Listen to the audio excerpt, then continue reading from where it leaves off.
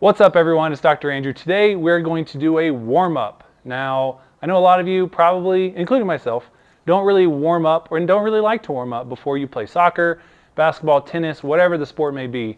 But warming up is extremely important. Not only are you getting the blood flowing, you're getting blood to your muscles, you're getting your lungs and your heart ready, but also you're warming up your muscles, you're getting them more elastic, more loose, so that you can avoid muscle pulls, muscle tears, ligament injuries, and all kinds of other types of injuries. So let's get into it. First thing we're going to do is we're going to jog. Now, when we do these warm-ups, you can do a half court of basketball, half court of tennis, whatever distance you feel comfortable doing. This is our small yard here. So I'm going to be demonstrating all these exercises here in this yard. And if I get kind of winded, don't judge me. It's because the city we live in is over 11,000 feet. All right, so we're going to start with just a simple jog, down and back 2 times.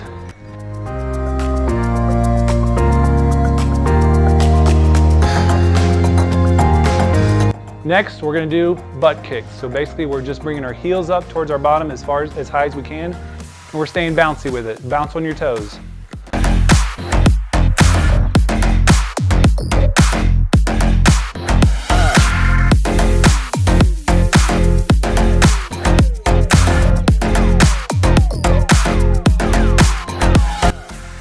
All right, now we're going to go into the side shuffle.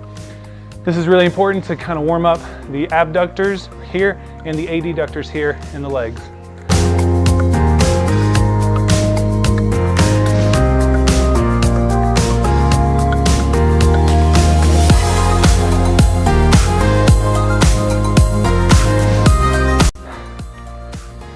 Next thing we're going to do is called the grapevine. If you played basketball, if you played other sports, you've probably done this before. What we want to do is take the far leg, go on top, here, and then behind. We're going to do that fast.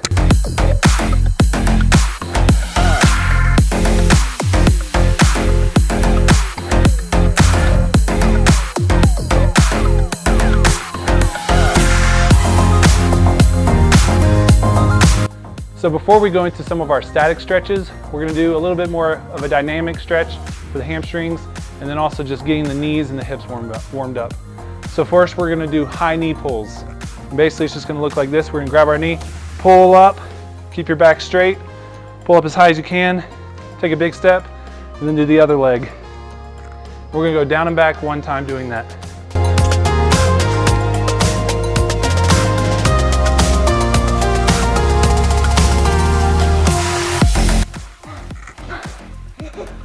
Okay, now to get the hamstring, we're going to do something I call just hold hamstring extension. So we're just going to grab underneath the hamstrings, back of the leg, and then extend the foot out straight like this as far as you can go. Take a big step, do the other side. Again, down and back 1 time.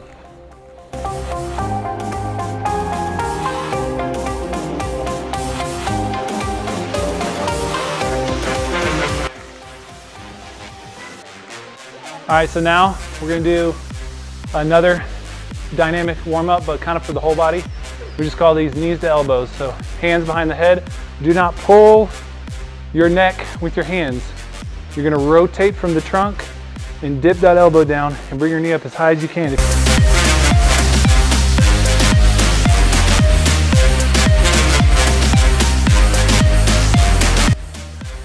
Okay, so after doing all that, we're going to sprint it out a little bit.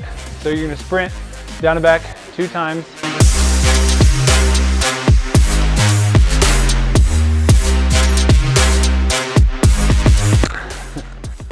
Okay, so that's it for the dynamic warm-up part of it. Now we go into some static stretching. So first, the quads. So get a partner, grab your foot, and then pull your knee back as far as you can go, getting a good stretch in the quad.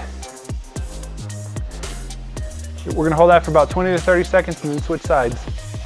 Now remember, with this stretch, you're keeping your knee down, you're not flaring it out. And then from the side, bring it back, keep your body tall, don't lean forward, don't slouch, stay nice and tall. You should pull feel it here and in here. Again, 20 to 30 seconds, about 3 to 4 times on each side. All right, now we're gonna do a groin stretch or an adductor stretch, okay? These muscles get sore, they get pulled all the time. So we need to make sure that they stay loose and stay active. We're gonna do kind of a side lunge and a side squat. So we're gonna lunge like this. You can put your arms right here and support yourself on your knee. But you should be feeling a good stretch right through here. Try to keep your chest up. Hold this about 20 to 30 seconds. You're gonna repeat it 3 to 4 times on each side.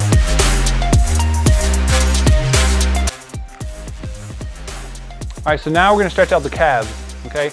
So one way to do this in standing is if you have a wall or a pole or something to lean against, you're gonna put your hands on the wall, and the calf you wanna stretch is the leg that's gonna be back. So we're gonna put the left leg back because we're gonna be stretching this calf. And what you wanna do is push your heel into the ground and then lean into the wall like this. And as long as that heel stays on the ground, the more you lean into the wall, the more stretch you'll feel in that calf.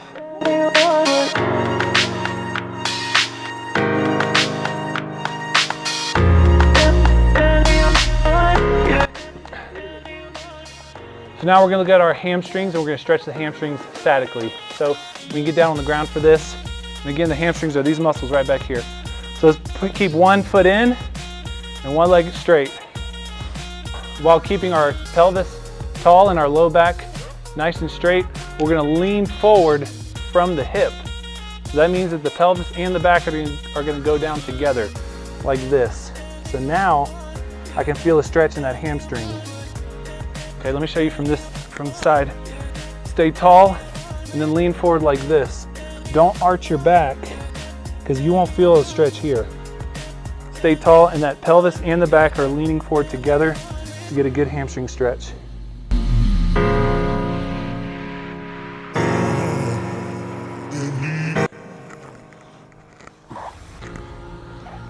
Okay, so the last stretch we're gonna look at is for the hips. Okay, so I'm gonna show you from the side. We're gonna put one ankle on top of the other knee, and then we're gonna bring this foot up towards our body as far as we can go, and the farther we go, the more stretch we feel. And you're gonna feel it in this hip right here, all right through here.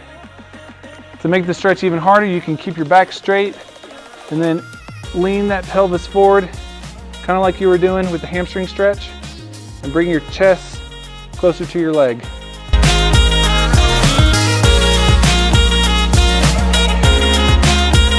All right, so after we hold it 20 to 30 seconds, we're gonna relax, and then we're gonna switch sides. If you can't get in this position, if it's too hard, what we can do is put your foot across your other knee here, just like this. All right, and then with your hand, grab the knee and then pull it like this. This is typically the stretch you see a lot of people doing, but I find the other way stretches more is more effective. All right, that's it for the dynamic and static warm-up.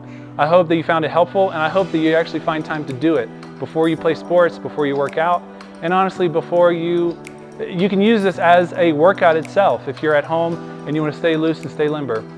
Because remember, staying flexible, staying strong, and if you have really good control of your muscles and your joints, then you will avoid injuries, and that's what this is all about. So we'll see you next time. See you later.